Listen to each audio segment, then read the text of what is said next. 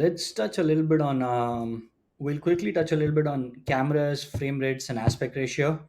What is your? Can you give some insights about that, and I'll add on to that as well. Yeah, I feel like a majority of the people do not know that movies are in 24 frames per second. I feel like we think everyone knows, but I don't think they know.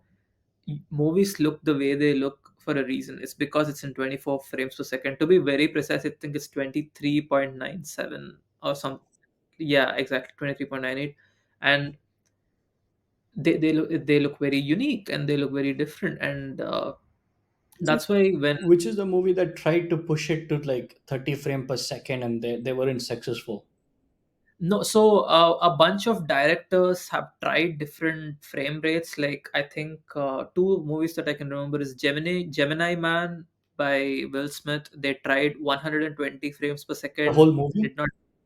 Yeah, yeah, the whole movie. They literally had to use a special kind of projector to make sure that worked. And also, what is the other movie?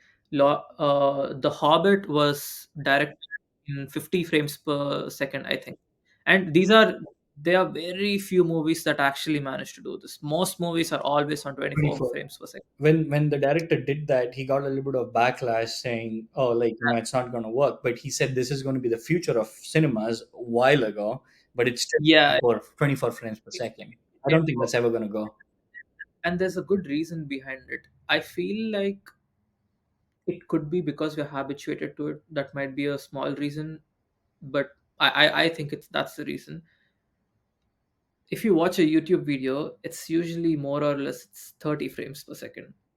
More videos are in 30 frames per second these days because when you're recording something on your phone, by default it's 30 frames per second. And any TV serial, if you're trying to watch on your TV, is 30 frames per second. Only movies are 24. And then there's this thing called 60 frames per second, which is very fluid. And if you want to watch sports in 60 frames per second, it looks like phenomenal. It looks amazing. But most of the devices that we use on a day-to-day basis, they max out at 60, and they actually can't even go beyond that. And the only uh, media that uses frame rate beyond 60 is gaming.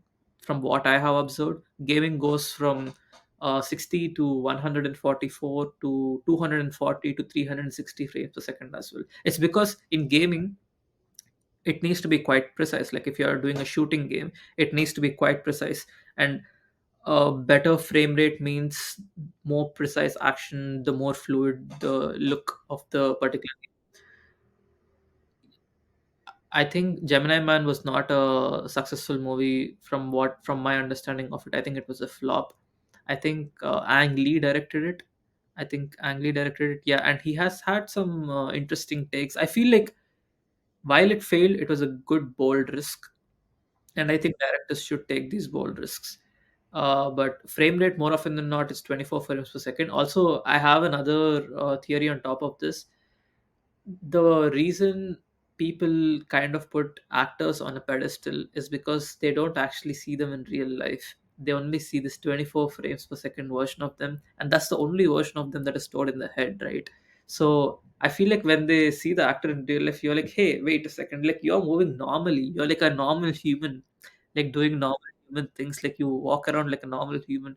But when you see something in 24 frames per second, for some reason it looks fabulous, it looks amazing, right? uh, yeah. And also another technique that a lot of people use is they direct things in a higher frame rate, and then bring it down the they bring down the frame rate to make sure it's 24 frames per second. So if they want to kind of shift the frames a little bit, if they want to cut and edit, if they want to do slow motion, they can actually pull it off with a high frame rate camera. Right. Yeah. Yeah. Frame rates is good.